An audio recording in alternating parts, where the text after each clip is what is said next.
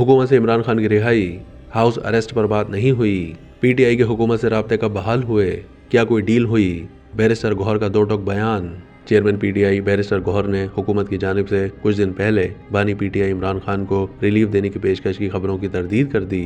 Chairman PTI barrister Gauhar से सवाल किया गया कि हुकूमत से कब राब्ते बहाल हुए, क्या कोई डील हुई है, जिस पर बैरिस्टर गौहर ने जवाब दिया कि हमारा हुकूमत से 26 नवंबर से पहले महज राब्ता बहाल हुआ। मोहसिन नकवी से 26 नवंबर से पहले किसी किस्म का मुज़ाकराती अमल शुरू नहीं हुआ था।